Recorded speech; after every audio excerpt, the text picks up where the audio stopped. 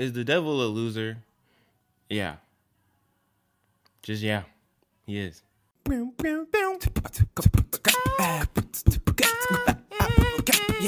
be to God. What's good, y'all? Welcome to or back to another episode of Yeah, Pretty Much, a show where I talk about anything, everything, and nothing for about 10 minutes every single Monday.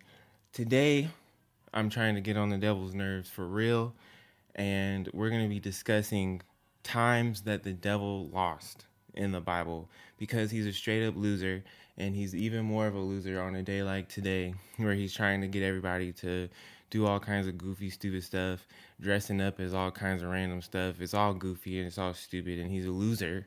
And we're not about to sit up here and act like he's cool. We're not about to sit up here and act like he's winning. He's just a loser. So I'm going to break down some ways and some times in the Bible where he lost, and we're just going to jump straight into it.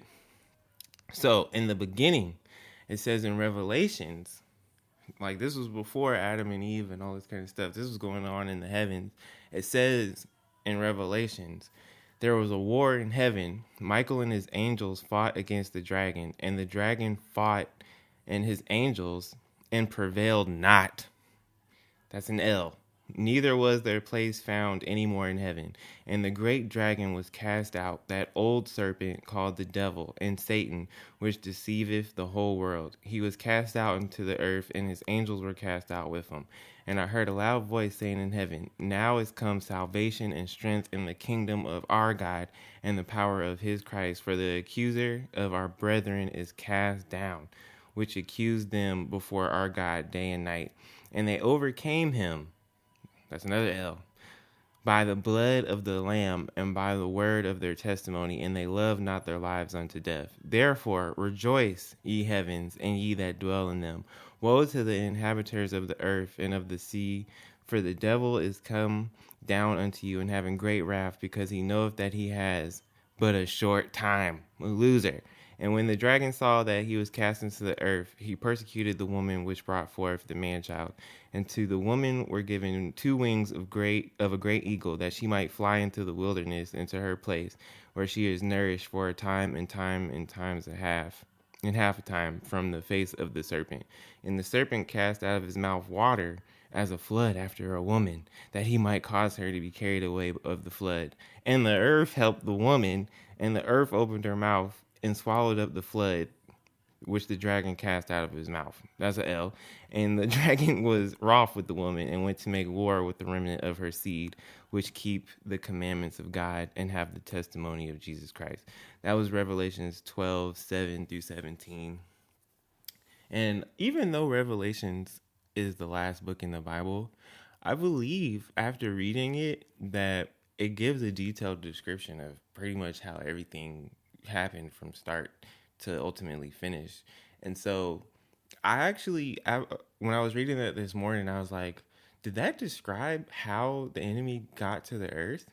And like, is the dragon, so the dragon represents the devil, and then the woman, is that like the children of God?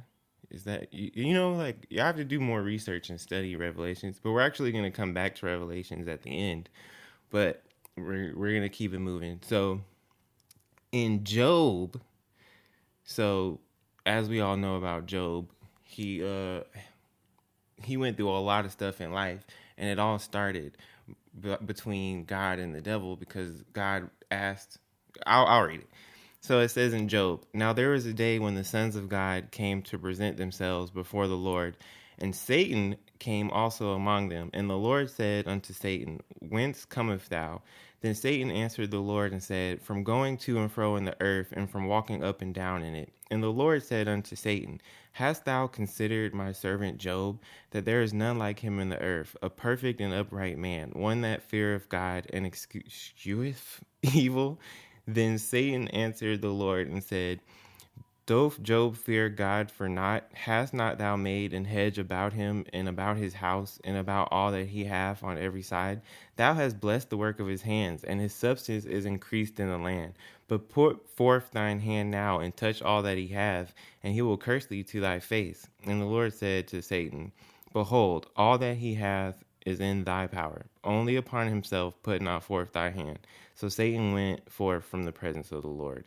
And that's Job 1:6-12, the King James Version. And so in layman terms, the devil was like, hey, I've just been walking around. And God was like, well, basically, the devil was like, I've been walking around looking for somebody to mess with or something. God was like, have you tried Job, like my servant? And the devil was like, well, of course he's going to serve you. You've blessed him with all this stuff. You've done all this stuff for him. But I bet you if you take all that away from him, then he'll curse you. And God's like, look, here, you got it. Then he was like, you can do whatever. You just can't kill him, right? So the devil's like, bet, right? So we'll keep moving and we'll go to Job 2 verses 9 and 10.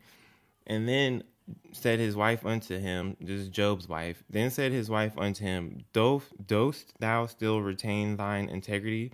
Curse God and die. But he said unto her, thou speakest as one of the foolish women speaketh. What? Shall we receive good at the hand of God, and shall we not receive evil? And all this, did not Job sin with his lips? That sounds to me like another L that the enemy took. And then we move forward in Job 42, which is at the end.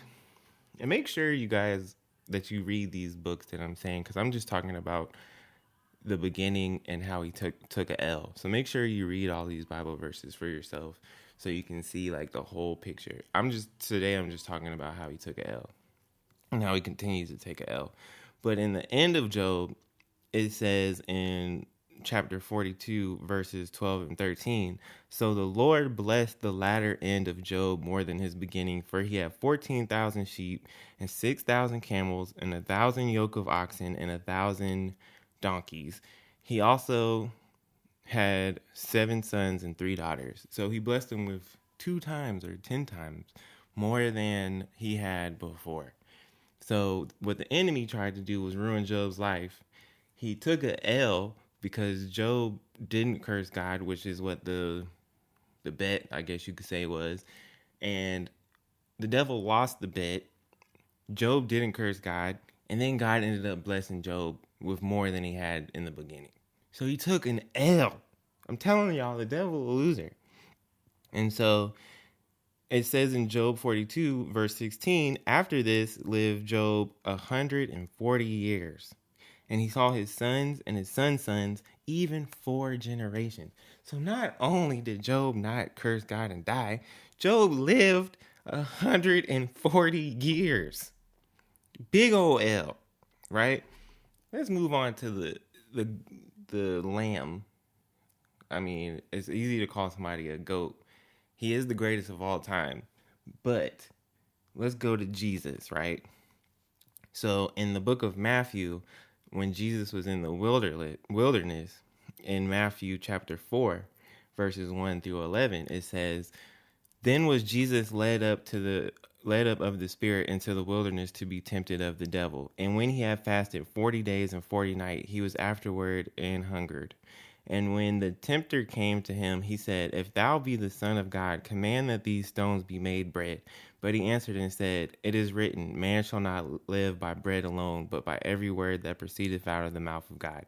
Then the devil taketh him up into the holy city, and setteth him on a pinnacle of the temple, and saith unto him, if thou be the Son of God, cast thyself down, for it is written, he shall give his angels charge concerning thee, and in their hands they shall bear thee up, lest at any time thou dash thy foot against a stone. Jesus said unto him, it is written again, thou shalt not tempt the Lord thy God. Again the devil taketh him up to an exceeding high mountain, and show him all the kingdoms of the world and the glory of them, and saith unto him, all these things will I give thee, if thou wilt fall down and worship me.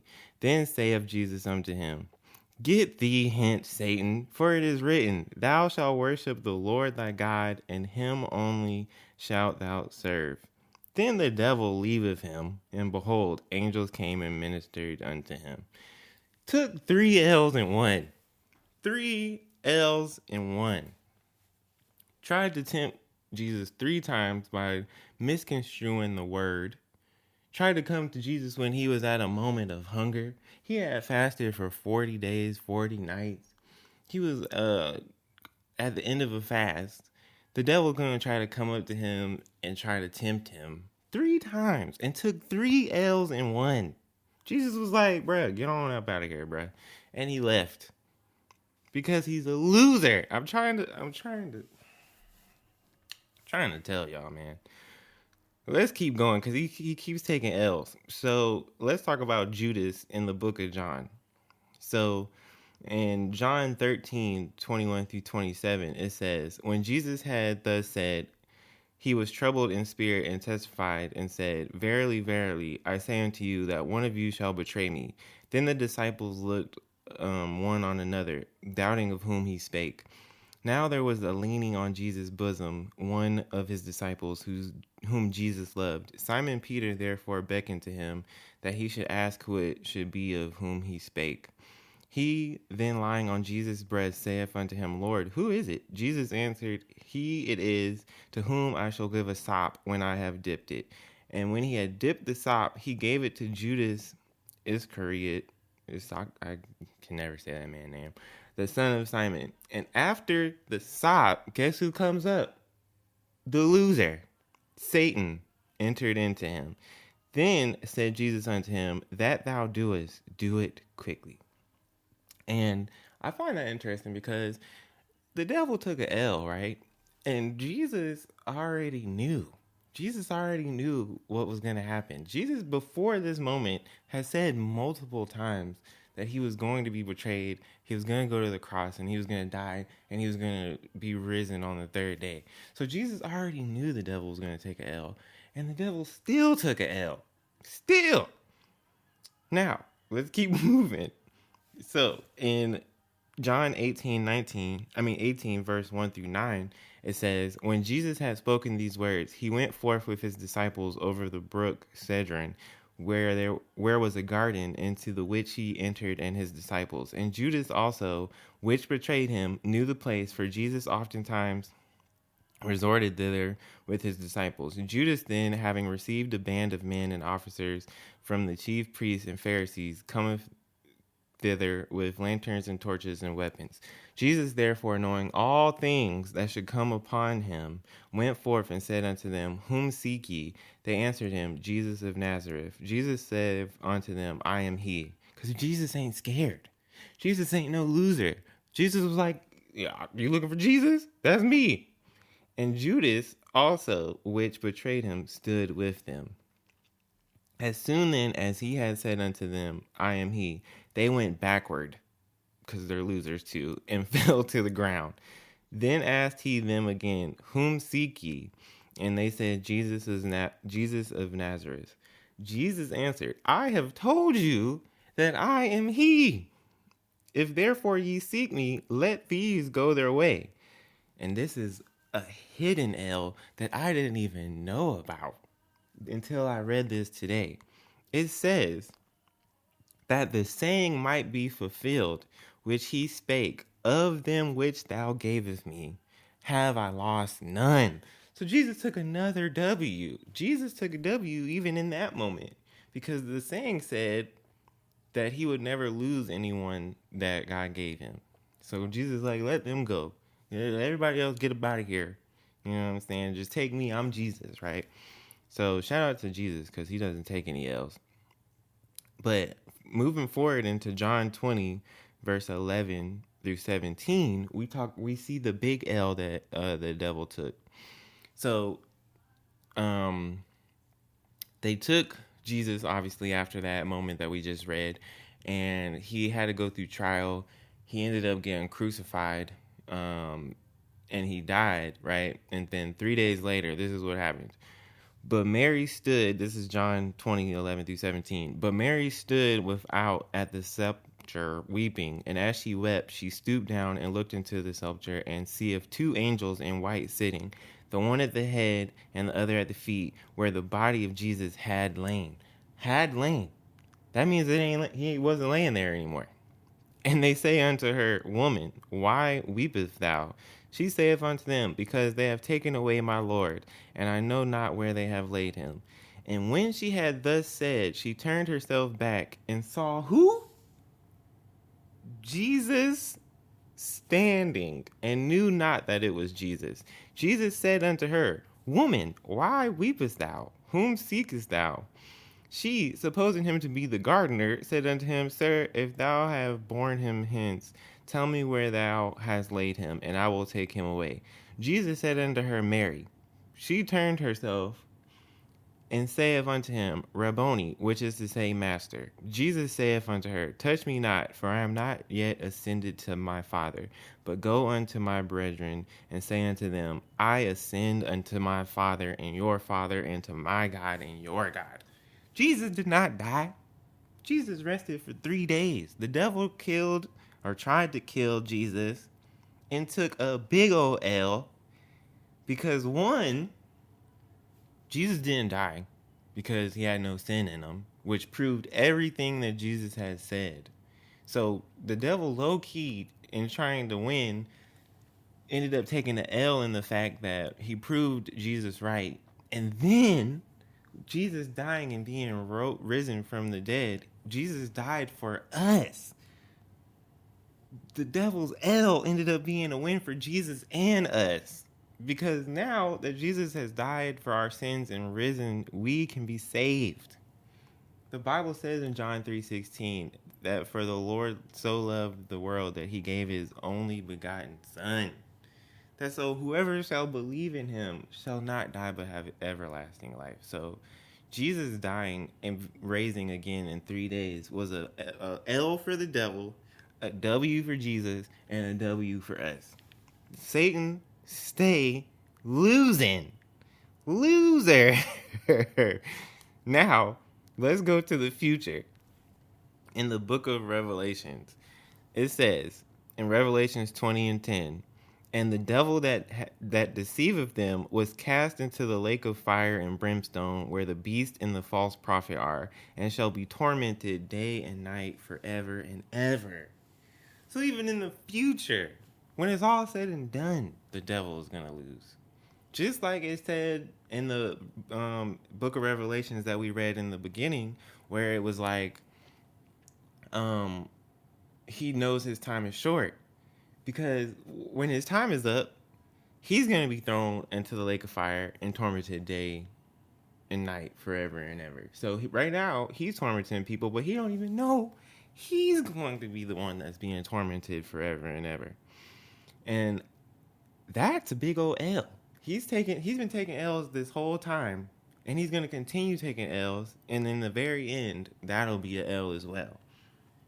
But not only these Bible verses and scriptures that I'm reading, but he also takes an L every single day that we as Christians wake up, because Jesus said in Luke chapter 10 verses 18 through 20, it says that, and he said unto him, I beheld Satan as a lightning fall from heaven.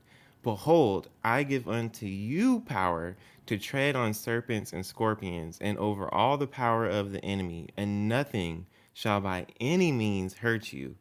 Notwithstanding in this, rejoice not that the spirits are subject unto you, but rather rejoice, because your names are written in heaven.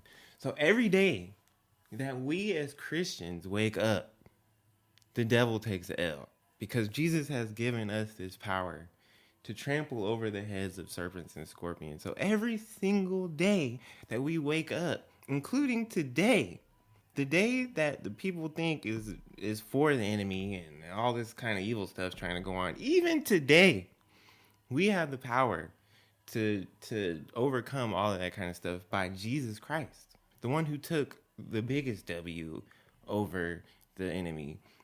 We have Jesus on our side. So every single day that we have Jesus on our side, we have the winner, which means every single day that we wake up is another chance to do what? Get on the devil's nerves and give him another L. But even more than that, every single day, people are getting saved, because when Jesus left to go to be in heaven, he told all of his disciples to go and make more disciples. So that's what us as Christians are supposed to be doing. We're supposed to be going and making disciples. So whether that be on your job, whether that be at church, whether that be on the streets, whether that be whatever, every time that we spread the gospel and we share the love of Jesus Christ, that's giving the enemy another L, because the more disciples that are made, the more people are being snatched from the kingdom of darkness. The more people are getting taken off of the devil's team. That happens every single day. That's happening right now. As you're watching this, as I'm saying this, people are leaving the kingdom of darkness all over the place, all around the world. So he's taking an L every single day. The devil is a loser. And I'm not afraid to say it. I will say it from the top of my lungs. I'll say it on every platform that I have. I'll say it out and about. I'll say it while people are outside trick-or-treating. I'll say it on a speakerphone at a football game. I don't care, because the devil is a loser. It's written. It's been shown. We've all seen it. You could look outside and see it. You could look at me and see it. The devil has tried to take me out before. Me being here is a walking W and a walking L for him. And like my wife, my family, my friends, all of this. God gets the victory no matter what. I was telling Ashley this yesterday. God always wins. God can't lose. Just like when he tried to kill Jesus. It looked like, oh man, he won. No, he didn't. He lost. In that same moment, that quote unquote looked like a W for him, it was actually a L. That was actually God's plan the entire time, because God does not lose. The devil does, because he's a loser. I can say this over and over again, and I will, just not on this podcast today. But thank y'all for watching. Leave in the comments some L's that you've seen the devil take. If you're watching on YouTube, leave in the comments some L's that you've seen him take in your life. Maybe there's some more in the Bible that I missed. Let's just get on the devil's nerves today. And it goes without saying, do not dress up as anything tonight. Don't go trick-or-treating. Don't let your kids go trick-or-treating. Don't watch no scary movies. Don't let any of that kind of stuff into your house. That goes without saying, but I just still have to say it. Don't participate in today. And it also goes to say, don't do this outside of today either. Because, people do this kind of stuff on days that aren't like this. Stay away from all that. The Bible says to abstain from the very appearance of evil. So don't cut out the crystals, the tarot cards, and the manifestations and all this kind of stuff. Cut all of that out. Not only today, but every day. And double down on the Christian stuff today. So listen to worship music, pray more. Let's fight against the spirits in the kingdom of darkness today. And let's not allow that kind of stuff into our lives. And until next time, I will see y'all. I love y'all. God bless y'all. Peace. And one more time, the devil is a loser. Peace.